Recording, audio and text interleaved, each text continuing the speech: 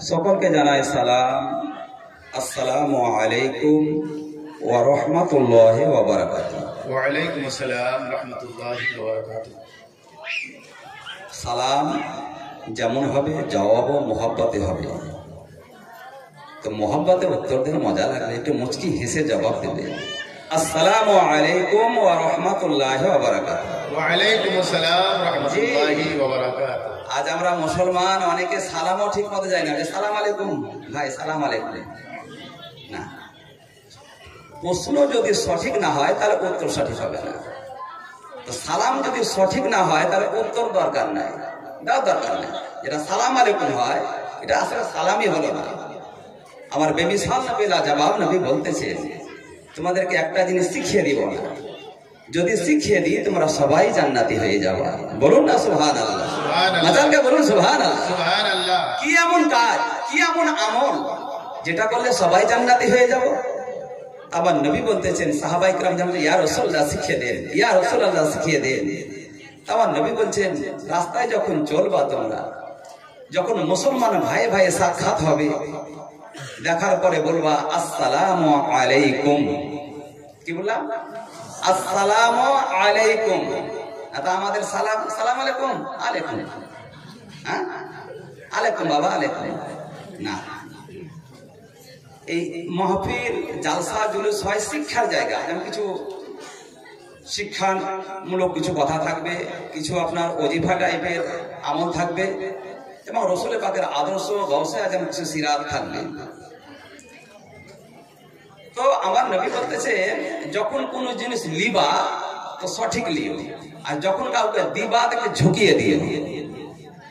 খরিদ্দার যদি মাল একটু ঝুঁকিয়ে পায় খুব খুশি হয়, আর যদি সঠিক ওজন দেয়, সোনা মা বাবা দিচ্ছে রে, এর মাল লিব না। হ্যাঁ, আবার নবী বলছেন, কেউ যদি বলে আসসালামু আলাইকুম তো তুমি জবাব দাও ওয়া আলাইকুম আসসালাম ওয়া রাহমাতুল্লাহ, একটু বাড়িয়ে দাও, খুশি হয়ে যাবে। কেউ যদি বলে আসসালামু আলাইকুম ওয়া রাহমাতুল্লাহ, তুমি আরেকটু বাড়িয়ে দাও ওয়া আলাইকুম আসসালাম ওয়া রাহমাতুল্লাহি ওয়া বারাকাতুহু। কেউ যদি বলে আসসালামু আলাইকুম ওয়া রাহমাতুল্লাহি ওয়া বারাকাতুহু, তুমি বলো ওয়া আলাইকুম আসসালাম ওয়া রাহমাতুল্লাহি ওয়া বারাকাতুহু ওয়া মাগফিরাতুহু। আবার নবীর দরবারে একজন এসে, সাহাবায়ে কেরাম বসে আছেন, আসসালামু আলাইকুম। তো নবী বলছেন, এর আমল নামায় 10 নেকি লেখা হবে। আরেকজন বলছেন আসসালামু আলাইকুম ওয়া রাহমাতুল্লাহ, এর আমল নামায় 20 নেকি লেখা হলো। আরেকজন যে আসসালামু আলাইকুম ওয়া রাহমাতুল্লাহি ওয়া বারাকাতুহু, বলছে এর আমল নামায় 30 নেকি লেখা হলো। আরেকজন এসে বলছেন আসসালামু আলাইকুম ওয়া রাহমাতুল্লাহি ওয়া বারাকাতুহু ওয়া মাগফিরাতুহু, তো নবী বলছেন এর আমল নামায় 40টি নেকি লেখা হলো। বলুন সুবহানাল্লাহ। তো সালাম দিবেন সঠিক ভাবে। সালাম যখন দিবেন তো বাবা মুখকে টেढ़িয়ে মুচিয়ে নয়, মুখে মুচকি হেসে, যেন সালাম তাকে সুন্দর লাগে, ভালো লাগে। অহংকারের সহিত সালাম দিবেন না। সালাম যে আগে দিবে সে অহংকার থেকে পরিত্রাণ আগে পাবে। আজ তো বাবা অহংকারে মরছে। হাবিবুর যাই হোক না, গ্রামের ছেলে, টাকাওয়ালা ভাবছে যে ও তো আমাদের, ওকে কেন আগে সালাম দেব, যেন ওই আমাকে আগে সালাম করে। হ্যাঁ, ইমাম সাহেব রাস্তায় চলছে, গ্রামের মোড়ল মাতাব্বর ভাবছে যে ওকে কেন সালাম করবো, ও তো আমাদের গ্রামের ছেলে, ওই যেন আমাকে আগে সালাম করে। সালাম কে কাকে আগে দিবে, সালাম কে কাকে আগে দিবে? আবার নবী বলতেছেন, বিনা দাড়িওয়ালা লোককে আগে সালাম দেবে। বিনা দাড়িওয়ালা লোককে আগে সালাম দেবে। এবার দাড়ির ভিতরে নিয়ম আছে, কেউ পিচিক কাটিং দাড়ি, সাইজ কাটিং দাড়ি, ঠুটনিতে দাড়ি, আগালে দাড়ি, এগুলা দাড়ি নয়। যতক্ষণ পর্যন্ত সুন্নতি দাড়ি না হবে, এইরকম ভাবে ওটা দাড়ি নয়। সুন্নতি মোতাবিক দাড়ি না হলে গালকে চেঁচে রাখা আর ওই দাড়ি রাখা মশলা একই। তাহলে দাড়ি রাখেন তো সুন্নতি দাড়ি রাখেন। তো বলছে সুন্নতি দাড়িওয়ালা লোককে বিনা দাড়িওয়ালা আগে সালাম দিবে। আল্লাহু আকবার। সালাম দিলে কি হবে? সালাম দিলে ভাই ভাই মোহাব্বত পয়দা হবে, মুসলমান ভাই ভাই মোহাব্বত পয়দা হবে। মোহাব্বত পয়দা হলে কি হবে? আল্লাহর কাছে পেয়ারা হয়ে যাবে। আর যে আল্লাহর পেয়ারা হয়ে গেল সে জান্নাতের হকদার হয়ে গেল। বলুন সুবহানাল্লাহ। তো যাই হোক, সালাম শুনলেন, সালামের জবাবও শুনলেন। আর মুসাফা যখন করবেন, দুই হাতে হাত লাগাবেন আর চোখে চোখ লাগাবেন, মুখে মুচকি হাসি রাখবেন, যেন মোহাব্বত পয়দা হয়। তোমাদের দুজনার হাত যতক্ষণ লেগে থাকবে, আমার নবী বলছেন যখন দুজনার হাতে হাত লেগে থাকবে একটু হাতটাকে হিলাও। যেমন ধুলাবালি লেগে থাকলে ঝরঝর করে ঝরে, তোমাদের দুজনার হাত যতক্ষণ এক অপরের সঙ্গে লেগে থাকবে দুজনার গুনাহ ঝরঝর করে ঝরতে থাকে। বলুন সুবহানাল্লাহ। তাহলে মুসাফা নিয়ম বুঝলেন, দুই হাতে হাত মিলাবেন। এক হাত এটা মুসলমানের তরিকা নয়, মুসাফার নিয়ম নয়। এক হাত যারা করেন আমাদের মতো এই জাতি নামে মুসলমান অনেকেই করে, কিন্তু এটা মুসাফা, এটা শরীয়তের মুসাফা নয়। আমার রাসূলের মুসাফা হচ্ছে দুই হাতে হাত মিলিয়ে। আর যখন মুসাফা করবা মুখে চোখে চোখ লাগাবা, কিন্তু বড় বড় চোখ বের করিও না, যেন মোহাব্বত পয়দা হয়। যে নজরে বাপকে দেখলে বাপ খুশি হয়, যে নজরে মাকে দেখলে মা খুশি হয়, যে নজরে বিবিকে দেখলে বিবি খুশি হয়, যে নজরে বেটা বেটিকে দেখলে খুশি হয়। আমি এক জায়গায় বলেছিলাম যে চোখে চোখ মিলাবে, তো মুসল্লিরা বড় বড় চোখ বের করেছে। হ্যাঁ, তো যে ব্যাপার কি, আপনি কি বড় বড় চোখ বের করতে বলেছিলেন? তা তো নয়, যে চোখে চোখ লাগান, অন্যদিকে না, মুখ করে হাত মিলান, এইভাবে নয়। সামনা সামনি তাকান, আপনি তাকে দেখবেন, সে আপনাকে দেখবে, মুখে মুচকি হাসি রাখবেন, হাতে হাত মিলাবেন, হাতটাকে হিলাবেন, দুজনের গুনাহ ঝরঝর করে ঝরতে থাকবেন। নাহমাদুহু নুসাল্লি আলা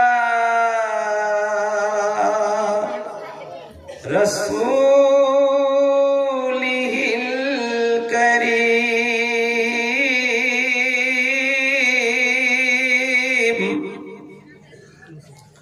আম্মা বাদ, ফাউযু বিল্লাহি মিনাশ শাইতানির রাজীম।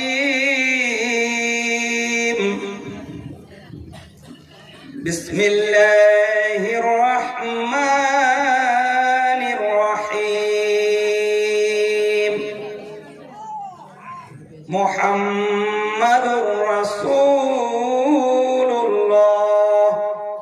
সাল্লাল্লাহু তাআলা আলাইহি ওয়াসাল্লাম। أعوذ بالله من الشيطان الرجيم. ألا إن أولياء الله لا خوف عليهم ولا هم يحزنون. صدق الله العلي العظيم. সমস্ত তারিফ ও প্রশংসা সেই মহান করুণাময় রব্বুল আলামিনের জন্য, যিনি এক ও দ্বিতীয় ওয়াহদাহু লা শারীক।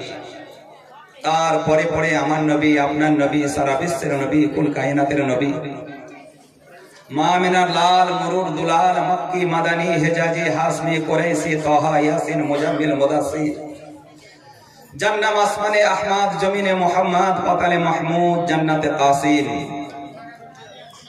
জনাবে মুহাম্মদুর রাসূলুল্লাহ সাল্লাল্লাহু তাআলা আলাইহি ওয়াসাল্লামের প্রতি কোটি কোটি দরুদ ও সালাম অর্পিত হোক, বর্ষিত হোক। মোহব্বতে প্রাণ খুলে জান ভরে একসঙ্গে সুরে সুর মিলিয়ে সবাই মিলে উঁচু আওয়াজে বলুন আল্লাহুম্মা আমিন। যে সমস্ত কথা বলি আপনাদেরকে বলতে বলবো, মশলা হচ্ছে ভাইয়েরা যত ইচ্ছা জোরে বলতে পারে, কিন্তু মায়েরা বলবেন না, তিনারা আস্তে আস্তে বলবেন। আমি আল্লাহুম্মা আমিন বললাম, ছেলেরা জোরে বলবে, মায়েরা আস্তে বলবে। মাঝে মাঝে আমি সুবহানাল্লাহ বলতে বলবো, ভাইয়েরা জোরে বলবেন, মায়েরা আস্তে বলবেন। এমনকি যখন মিলাদুন নবী শেষ হবে, ভাইয়েরা ইয়া নবী সালামু আলাইকা জোরে জোরে পাঠ করবেন, মায়েরা আস্তে আস্তে পাঠ করবেন। এমনকি আল্লাহর কোরআন যদি কেউ তেলাওয়াত করে, আমার মা বোনেরা একাই একাই পড়ুক, চাহে জামাত সহকারী পড়ুক, তাদেরকে আস্তে আস্তেই পড়তে হবে। জালসা শুনতে এসে কিছু নিয়ে যান এবং তারপরে আমল করবেন। কেউ মারা গেছে তো কোরআন শরীফ পড়তে যায়, তো মা বোনরা ঝুঁকে ঝুঁকে জোরে জোরে পড়ে, চিল্লে চিল্লে পড়ে। কোরআন শরীফ মরার বাড়িতে দূরের কথা, নিজের বাড়িতেও জোরে পড়া চলবে না, তোমার আওয়াজ যেন বাইরে কেউ না শুনতে পারে। আর এক জায়গায় যখন অনেকেই কোরআন শরীফ পড়বে, চাই ছেলে হোক চাই মেয়ে হোক, সবাইকে আস্তে আস্তেই পড়তে হবে, যেন নিজের পড়া নিজে শুনতে পায়। মশলা আরেকটি জেনে রাখুন, যখন নামাজ আপনি পড়বেন, যে সূরাগুলো আপনি পাঠ করেন ঠুট হিললে হবে না, যেন আপনি নিজের পড়াটা নিজের কান পর্যন্ত আওয়াজ হয়, ফুস ফুস ফুস ফুস শব্দ যেন শুনতে পান, নচেত কিন্তু নামাজ হবে না। কথা বলতে পারছেন? তাহলে এই সমস্ত জিনিসগুলো আমি মনে করি যে একটু প্রয়োজন। যাই হোক বিরাদান ইসলাম, আল্লাহর কোরআন থেকে তেলাওয়াত, কোন কোরআন? যালিকাল কিতাবু লা রাইবা ফীহি, একটি এমনই কিতাব যার ভিতরে কোনো ত্রুটি নাই, কোনো ভুল নাই, আইব মুক্ত কিতাব, দোষ মুক্ত কিতাব, লাজবাব কিতাব, আসমানি কিতাব। যে কোরআন শরীফ দেখলে আমলনামায় নেকি রাখা হয়, যে কোরআনে চুমু দিলে আমলনামায় নেকি রাখা হয়, যে কোরআন শরীফ কেউ পড়তে যদি না জানেন পবিত্র অবস্থায় উজু করে পাতা পাতা উল্টাতে থাকেন আর দেখতে থাকেন, তাতেও আমলনামায় নেকি রাখা হয়। বলুন সুবহানাল্লাহ। কোন মাইয়াতকে কেন্দ্র করে পড়ে যদি বক্সে দেওয়া হয় তার মাগফিরাত হয়ে যায়। বলুন সুবহানাল্লাহ। কেউ যদি আপন ছেলে মেয়েকে কোরআন শরীফ শিক্ষা দিতে পারেন, ছেলে কোরআন শরীফ শিকার করে নামাজি হয়ে যায়, হারাম হালাল বেঁচে চলে। বেটি কোরআন শরীফ শিকার করে যদি নামাজি হয়ে যায়, মা ফাতেমার বাদী হয়ে পর্দাবতী হয়ে চলে। যেদিন কিয়ামতের মাঠ হবে, জমিন থেকে তামা হবে, গোটা পৃথিবীর মানুষ এক জায়গায় হাজির হবে, সেই দিন পরওয়ারদিগারে আলম মালিক ও মাওলা বলবেন, আল্লাহ বলবেন, ফেরেশতা ওই সমস্ত ছেলে মেয়ের বাপ মাকে খুঁজে খুঁজে বের করো। কেন আল্লাহ কিসের জন্য খুঁজতে বলছেন? তাদেরকে আজকে নজরানা দিব, গিফট দিব, উপহার দিব। বলুন সুবহানাল্লাহ। আজ আমাদের ছেলে স্কুলে পড়তে গিয়ে কেউ যদি হাই জামে ফার্স্ট হয়, আপনার লং জামে ফার্স্ট হয়, তো বিরাদান ইসলাম যখন প্রাইজ নিয়ে বাড়ি ফিরে, 50 টাকার প্রাইজ হোক চাই 100 টাকার প্রাইজ হোক, বাপ বলে বেটা তুমি আমার সিনাকে চওড়া করে দিলা, মা বলবে বেটা রে আমার কলিজা ঠান্ডা হয়ে গেল, খানদান বলবে আমাদের নামটা উঁচা করে দিল, গ্রামবাসী বলবে যাই হোক অনেক গ্রামের ছেলে ছিল, আমাদের গ্রামের ছেলে প্রাইজ পেয়েছে, আমাদের মুখে হাসি ফুটিয়ে দিল। ও বিরাদান ইসলাম, ওই রকম প্রাইজ বাপ 1000টা কিনে দেওয়ার মতো ক্ষমতা রাখে, কিন্তু ওই থালাটার দাম অনেক, ওই প্রাইজটার দাম অনেক। যেহেতু এটা একটা প্রাইজ, কিয়ামতের মাঠে 100-200 ছেলের ভিতরে নাই, কোটি কোটি মানুষের ভিতর থেকে আমার আল্লাহ বলবেন আজকে কিয়ামতের মাঠে সকলের ভিতর থেকে তাদেরকে ডেকে ডেকে তাদের মাথাতে নূরের তাজ চাপিয়ে দাও। আল্লাহু আকবার। নূরের তাজ যখন মাথায় চাপিয়ে দেওয়া হবে, ঝলমল ঝলমল ঝলমল করবে। হাসরবাসী জিজ্ঞাসা করবেন, ইনি কি আল্লাহর পয়গম্বর, ইনি কি আল্লাহর রাসূল, ইনি কি সাহাবী রাসূল, ইনি কি তাবেঈন, ইনি কি খোলাফায়ে রাশিদিন, ইনি কি কারিউল কোরআন, ইনি কি হাফিজে কোরআন, ইনি কি আলিমে দ্বীন? জবাব আসবে না, ইনি আল্লাহর পয়গম্বর নয়, ইনি হাফিজে কোরআন নয়, ইনি আলিমে দ্বীন নয়। তবে কে? আপন ছেলে মেয়েকে দুনিয়ায় কোরআন শরীফ শিক্ষা দিয়েছিল, এরই কারণে পরওয়ারদিগারে আলম মালিক ও মাওলা খুশি হয়ে নূরের তাজ উপহার দিয়ে দিয়েছেন। বলুন সুবহানাল্লাহ। আমি বলবো না যে ইংরেজি শিক্ষা দেন না, বাংলা শিক্ষা দেন না, হিন্দি শিক্ষা দেন না, বলবো না। দুনিয়ায় বাঁচতে গেলে এই সমস্ত জ্ঞানের দরকার আছে, কিন্তু আমার নবী বলতেছেন তালাবুল ইলমি ফরিদাতুন আলা কুল্লি মুসলিমিন ওয়া মুসলিমা। ধর্মের জ্ঞান অর্জন করা প্রতিটি মুসলমান নরনারীর প্রতি ফরজ। আজ আমরা অনেকেই জানাজায় শরীক হই, কেউ খারাপ মনে করবেন না, মুখে হাত রেখে নিজে নিজে চিন্তা করবেন, কটা লোক জানাজার নিয়ত জানে না, কটা লোক জানাজার দোয়া জানে। যেতে হয় অনেকে যায় না, ঠিক কিনা বলুন? যেতে হয় তাই যায় অনেকে। জুম্মার দিন আমরা নামাজ পড়তে হয়, কটা লোক আমরা সূরা জানি সঠিকভাবে, কটা লোক আমরা আত্তাহিয়াত জানি। আমরা যদি না যাই তো বেটা বলবে, বাপ জুম্মার নামাজ পড়তে গেলে না, বিবি বলবে তুমি নামাজ পড়তে গেলে না, বাড়িতে বসে আছো। তাই বাবারে অনেকে বাবা মসজিদে নামাজ পড়তে যায়। আল্লাহু আকবার। আরে গোটা পৃথিবীর মানুষের তুমি জানাজার নামাজ পড়ছো ফাঁকি দিয়ে। যে বাপ মা তোমাকে খাইয়ে দাইয়ে তোমাকে পরিশ্রম করে বড় করলো, তাদের জানাজাও ফাঁকি দিয়ে পড়বা? লোকের জানাজার মতো বাপের জানাজাটা খালি খালি দাঁড়াবা, মায়ের জানাজায় খালি খালি দাঁড়াবা? তুমি তো বলেছিলাম মায়, তুমি তো বলেছিলাম মোবাইলের দ্বারাতে, ফোনের দ্বারাতে আমি কলকাতায় আছি, যতক্ষণ পর্যন্ত না যাবো জানাজা আমার বাপের মাটি না হয়, আমার মায়ের জানা দাফন না হয়। আর তুমি আসার পরে করলা কি? তুমি তো জানাজার নিয়মটাও জানো না, কিভাবে জানাজা পড়বা সে নিয়মও জানো না, কিভাবে গোসল করবা গোসলের নিয়ম জানো না, কিভাবে ওযু করবা ওযুরও নিয়ম জানো না। আল্লাহু আকবার। আমি বলতে চাই সমস্ত ভাষাতে আজকাল ইসলামের জ্ঞান শিক্ষা করার জন্য আল্লাহ রব্বুল আলামিন মানুষকে হেদায়েত করেছেন। ইংরেজিতে বলেন, বাংলাতে বলেন, হিন্দিতে বলেন, নামাজ শিক্ষা বইগুলি বের হয়ে গেছে। কমপক্ষে আমাদের নামাজের দোয়া দরদগুলি মুখস্থ করা অবশ্যই জরুরি। বেরাদারি, আজ নামাজ আমাদের কাছে নাই বলে মুসলমান হয়ে সুদের কারবার করছে। আজ নামাজ আমাদের সাথে নাই বলে মুসলমান মদ পান করছে। নামাজ আমাদের সাথে নাই বলে অনেক রকম গুনাহে লিপ্ত আছে।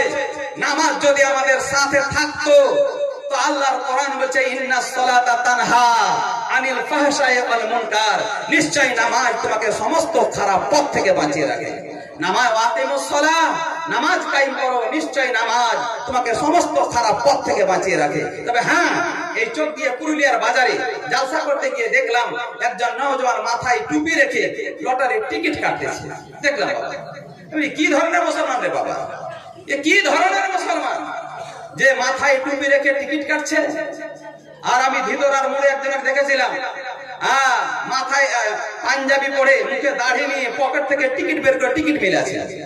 আমি তাজ্জুব হয়ে বললাম, হায় রে মুসলমান, এরা নামাজি, এরা মুসলমান। আমাকে বলছে হুজুর, আমি যখন এই সমস্ত কথা বলি জালসায় বলছিলাম, হুজুর ওদের পকেট গুলা চেক করেন, কারো পকেটে তসবিহ পাবেন না, পেলে লটারির টিকিট পাবে, লটারির টিকিট পাবে। আজ মুসলমান গুনাহকে গুনাহ মনে করছে না, পাপকে পাপ মনে করছে না। আসলে নামাজ সঠিক না হওয়ার কারণে আমরা গুনাহ থেকে বাঁচতে পারছি না। দেখা দেখি নামাজ পড়তে যাই, যদি অরিজিনাল নামাজি হতাম তা আমাদের পকেটে টিকিট থাকতো না, তসবিহ থাকতো পকেটে ভরা, আমাদের পকেটে তসবিহ থাকতো। বিরাদানি ইসলাম, আল্লাহু আকবার, আল্লাহু আকবার। বিরাদানি ইসলাম ভাইরে আমার, আমার প্যারা রাসূল দয়ার নবী মুস্তাফা বলেছেন, জুয়া খেলে যদি কেউ 1 টাকা জিতে আর ওই টাকা যদি খায়, তো নিজের মায়ের সঙ্গে 30 বার খারাপ কাজ করলে যত গুনাহ লেখা হয় অতটা গুনাহ ওই বান্দার আমলনামায় লেখা হবে যে 1 টাকা জুয়া খেলে খাবে।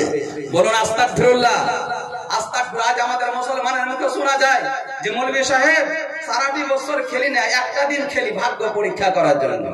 নাউজুবিল্লাহ, আস্তাগফিরুল্লাহ। এই ধরনের যদি কারো যদি এইরকম মনের যদি আপনার কথা হয়, তাকে তওবা করা উচিত, তাকে শরম করা উচিত, লজ্জা করা উচিত।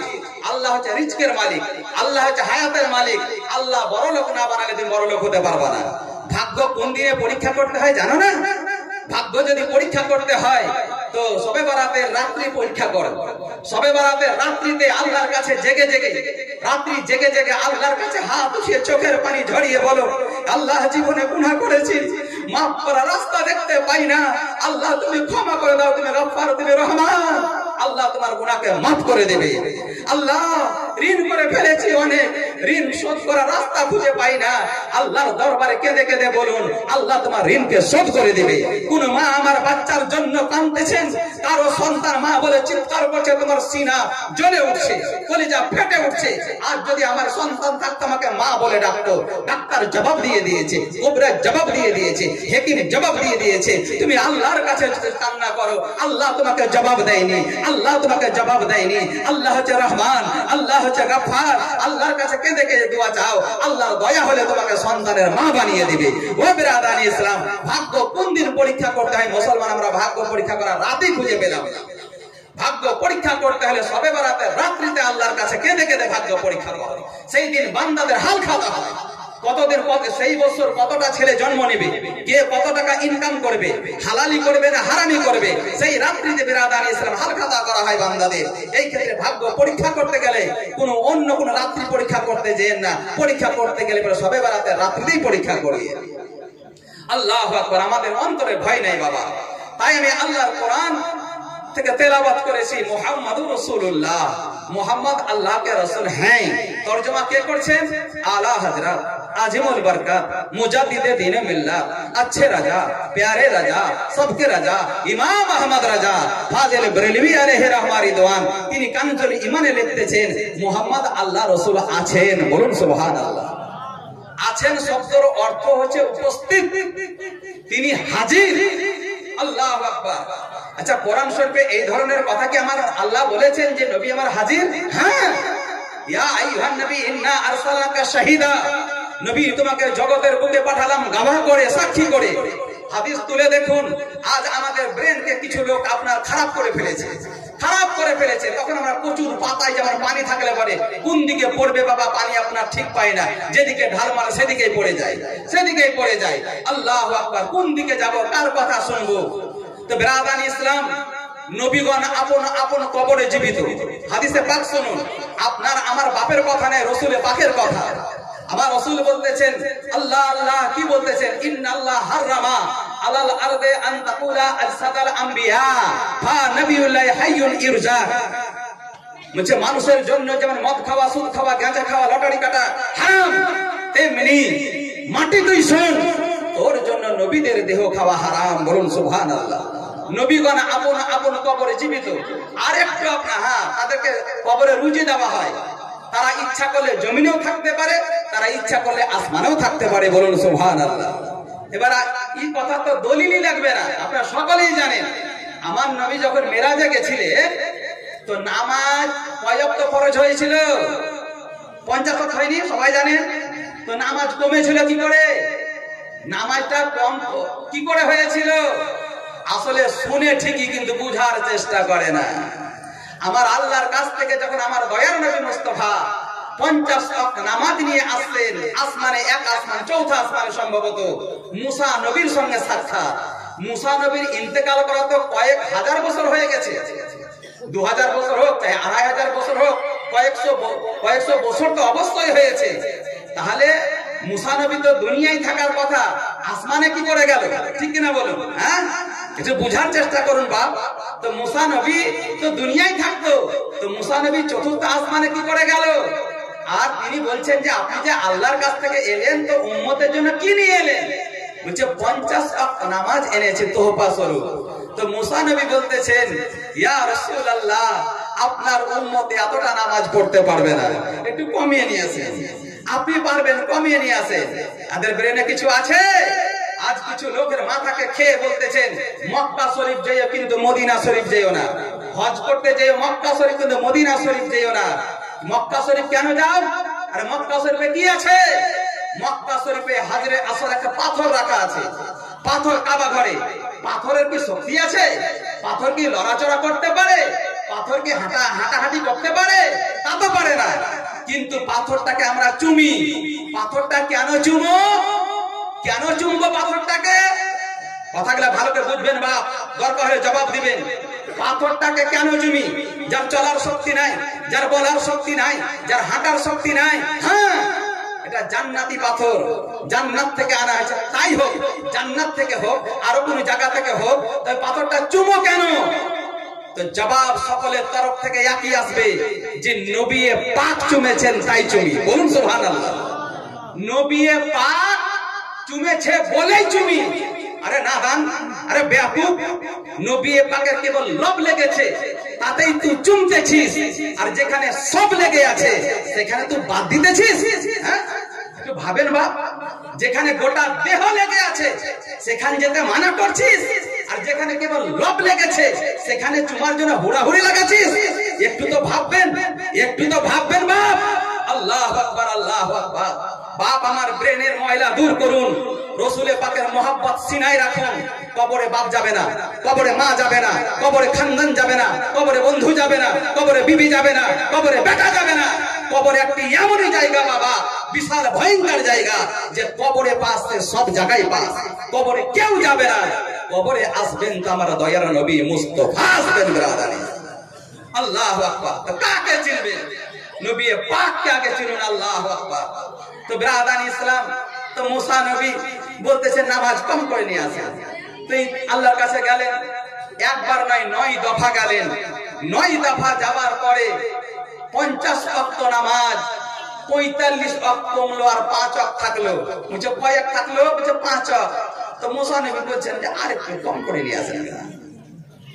যা দুনিয়ার পরিস্থিতি, মুসা নবী খারাপ বলেন। আজ আমরা মুসলমান ঘরে জন্ম, কিন্তু 5 ওয়াক্ত নামাজ আমরা পড়ি না, বেশিরভাগ অনেকেই পড়ি না। ঠিক কিনা বলুন? জুম্মার দিন আমরা পড়তে যাই। অনেকে তো বাবা বাজার চলে গেলে ওটাও বাদ দিয়ে দেয়। কোথায় গেছিলেন আজকে? জুম্মায় দেখতে পেলাম না। বলছে বাজারে একটু কাজ ছিল তাই চলে গেছে। মানে ওটাকে কিছু মনেই করছে, মানে বাজার গেছে মানে জুম্মার মাফ হয়ে গেল। চিন্তা করতে পারেন? তো মুসা নবী বলছেন যে ইয়া রাসূলুল্লাহ, একটু আর একটু পারলে কম করে নিয়ে আসেন। আমার নবী বলেছিলেন আর পাঠাইও না, আমাকে লজ্জা লাগছে, আর পাঠাইও না। আল্লাহু আকবার। তো প্রমাণ কি হলো? আমার নবী যখন আরশে ইলাহিতে গেছিলেন, আল্লাহর দিদারে গেছিলেন, প্রতিটি আসমানে আসমানে নবীদের সঙ্গে সাক্ষাৎ। কোন আসমানে মুসা নবীর সঙ্গে সাক্ষাৎ, কোন আসমানে ঈসা আলাইহিস সালামের সঙ্গে সাক্ষাৎ, কোন আসমানে ইব্রাহিম খলিলুল্লাহর সঙ্গে সাক্ষাৎ। এক এক আসমানে এক এক নবীর সঙ্গে সাক্ষাৎ। কেবল তাই নয়, আমার নবী যখন আপনার মেরাজে যাবেন তো বাইতুল মুকাদ্দাসে, আল্লাহু আকবার, গোটা পৃথিবীতে যে যেখানে পয়গম্বর ছিলেন সবকে আল্লাহ এক জায়গায় হাজির করেছিলেন। আমার আমার নবী ইমাম হয়ে ইমামতি করেছিলেন, আর সমস্ত নবী পেছনে মুক্তাদি হয়ে নামাজ আদায় করেছিলেন।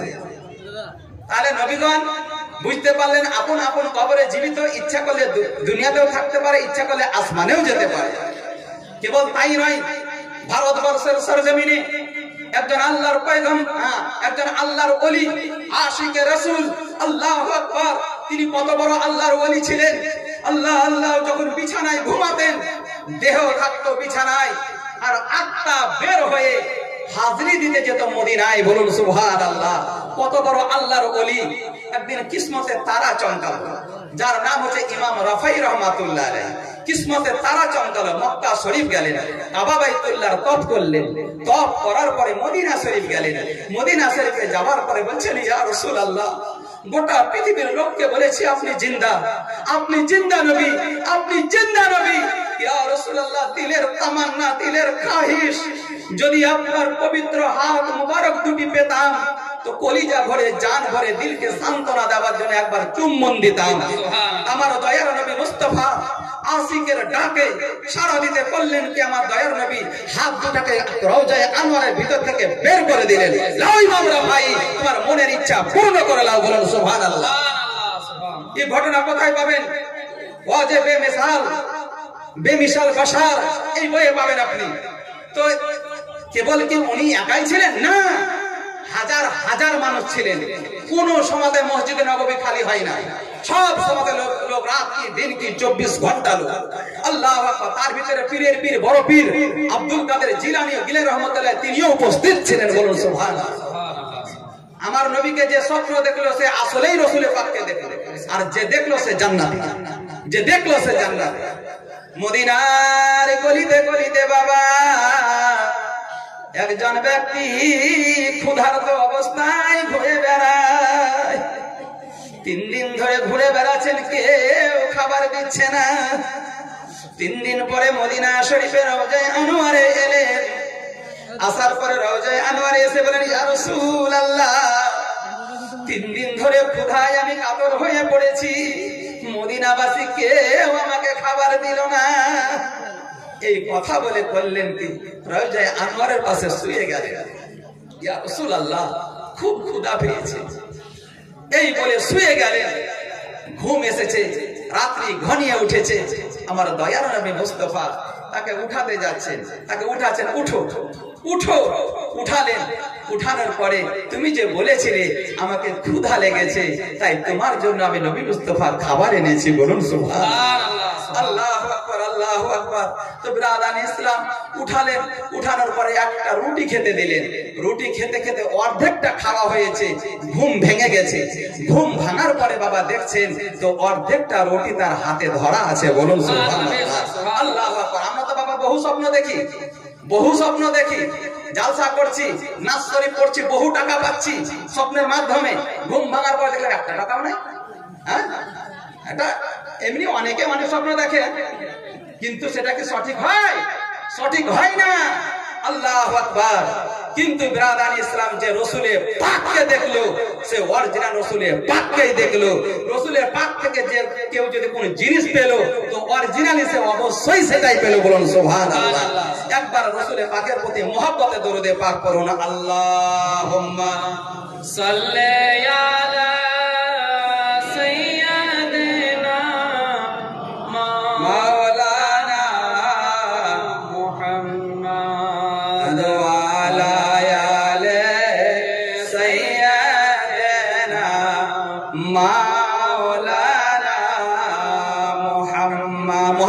Allahumma salli ala sayyidina maulana Muhammad wa ala ali sayyidina maulana Muhammad sallallahu alaihi wasallam।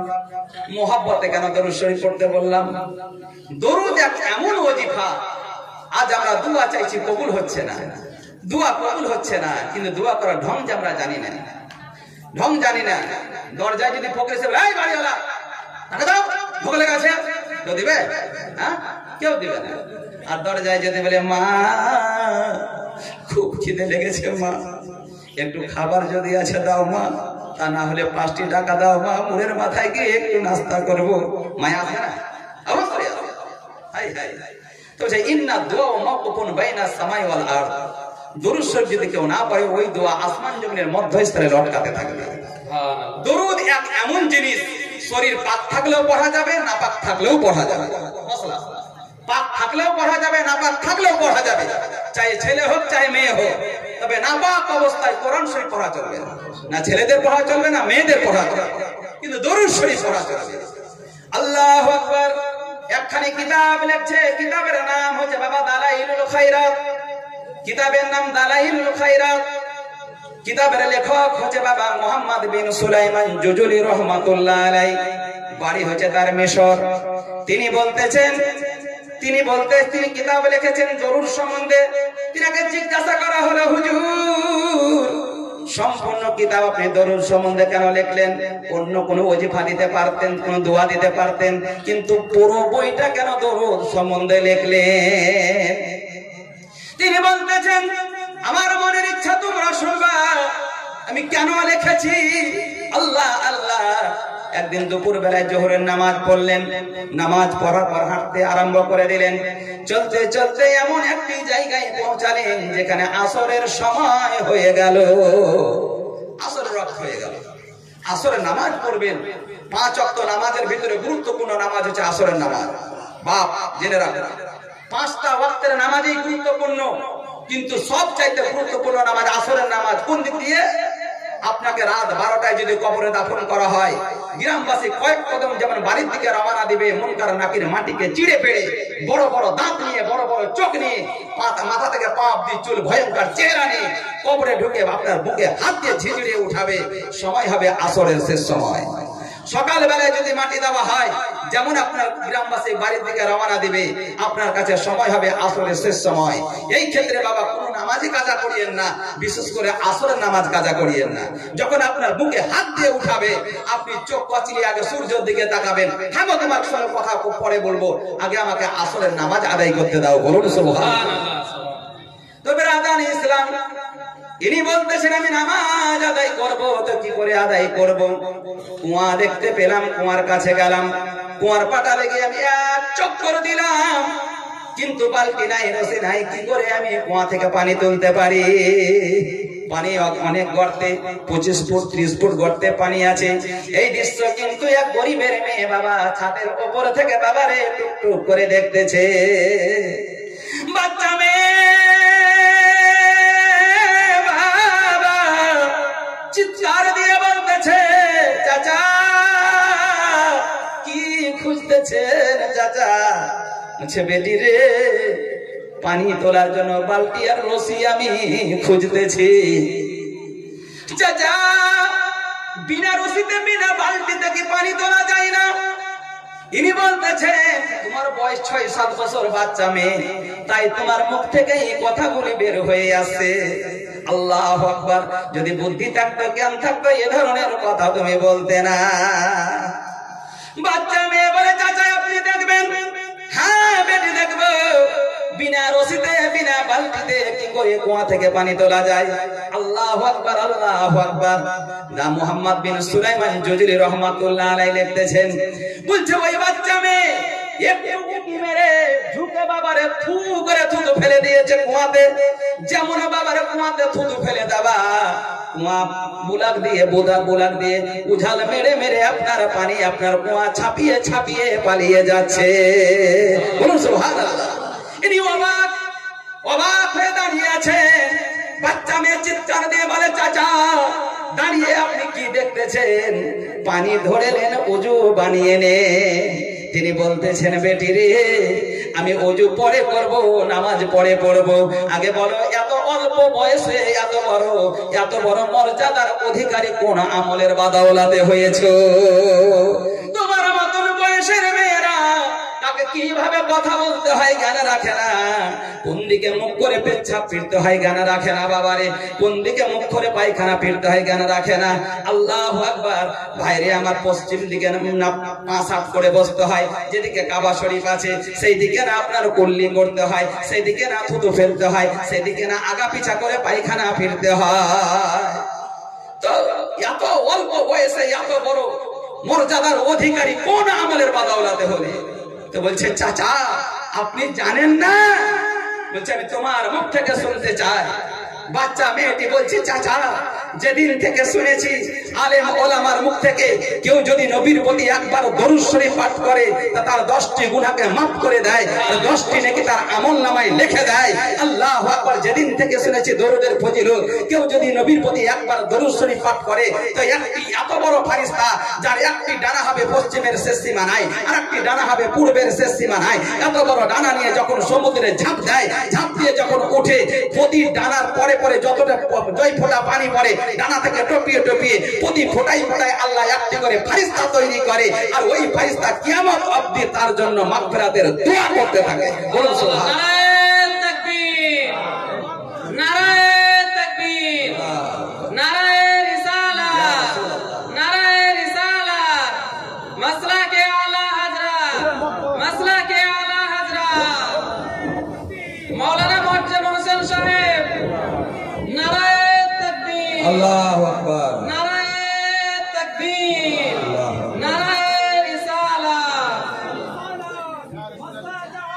জিন্দাবাদ জিন্দাবাদ, জিন্দাবাদ, জিন্দাবাদ, জিন্দাবাদ, জিন্দাবাদ।